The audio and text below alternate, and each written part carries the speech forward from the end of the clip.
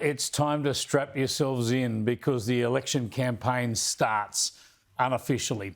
The budget will be a big spending extravaganza fuelled by unprecedented debt.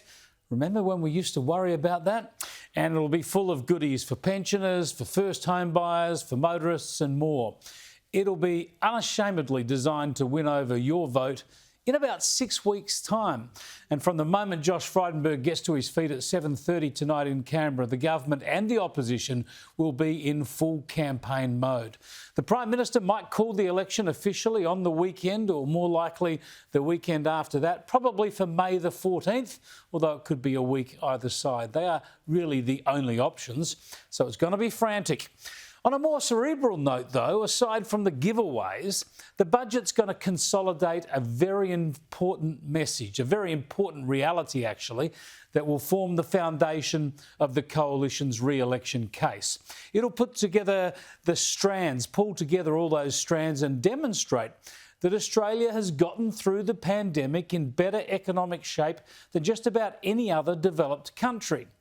More jobs than before the pandemic, lower unemployment, some of the lowest unemployment we've had for many a year, stronger economic growth, and the scene's set now for stronger wages growth.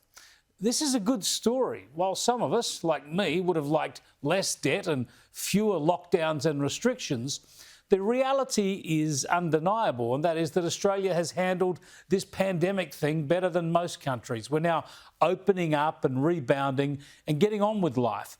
And the government's going to argue now is not the time to risk it all by switching to Labor, especially when the global security and economic environment is so perilous, so fraught. It's a pretty logical and compelling argument, and there has to be a good chance it'll work. Because while the government is hardly popular or free of blemishes, it's got the big calls right. Securing our borders, securing our economy, standing up to China, and inoculating the country against the pandemic. And the opposition actually has got a tough ask to get into government. It'll need big swings in crucial seats. Too many people underestimate how difficult the task is for Labor. And whatever you think of the government, the opposition is hardly impressive. It has a Socialist Left faction leader at its helm. Many of its front bench are unknowns. It's got a track record of backing new taxes and crazy climate policies. And with the whole Mean Girls bullying controversy, it's been exposed as divided and weak just at the wrong time. So believe me, this election is game on. This is far from decided, far from the lay down misère for Labor that many people suggest. And just on this, I want to show you 2 clips from Anthony Albanese from the past 24 hours. Most of the country has hardly paid attention to Anthony Albanese until now, but from here on in, he will be very prominent and voters will get a good look at him and they're going to make up their minds. So listen to him this morning trying to justify why he would not hold an inquiry into claims that the recently deceased Labor Senator Kimberley Kitching was bullied by her colleagues. Well, an inquiry with what terms of reference? Well, Patricia? I'm not going to write them, but I think exactly. no one has been able to suggest.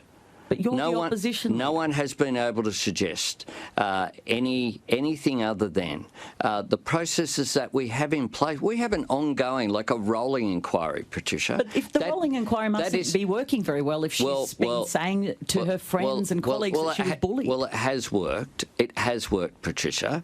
And in terms of the processes, we had a process established in 2018. It was updated in 2021. I'm up for any suggestion changes that can be made for our processes to make sure that everyone feels that they can fully participate. Processes? Processes? Processes? Rolling inquiries and processes? What is he talking about? You either think this woman's trauma and her alleged mistreatment deserves an inquiry or you don't. You either want to know or you don't. You want to send a message about not tolerating bullying of any kind, or you don't. And if you don't, then just say so and say why. That sort of waffling indecision and lack of backbone won't cut it during a campaign. And listen to this from yesterday on who would actually be in charge of defending this nation if Labor wins. Will Brendan O'Connor be your Defence Minister? Look, we have those processes will take place, and I'll make those announcements at the appropriate time rather than at a press conference here. But I have every confidence in the team that I have going into this election. Brendan O'Connor has been outstanding as the Defence Shadow Minister. He's someone who is doing a terrific job. Really? He's so terrific. He's doing such a terrific job. No one's heard of him. And Albanese won't even back him in to stay in the job. And again, the Labor leader going on about processes, which in this case means it's up to the factional bosses. Albanese can't really choose his own team. So we get waffling and diversions about processes. And voters won't go for that during a campaign either. Voters might want to know who the Defence Minister is going to be if Labor wins, and whether it's someone as tough and straightforward as Peter Dutton. They might also want to know who from Labor would be in charge of border security. Kristina Keneally? Seriously? So many questions, so many weaknesses, so many people yet to have made up their minds. Believe me, Albanese has been treated with kid gloves until now. This budget night will herald the start of the toughest 6 weeks or so of his life. For Labor to win, he's going to have to perform very well. If he falls over, so will Labor. That's the process. It's called democracy. It's the heat of an election campaign, and it starts tonight.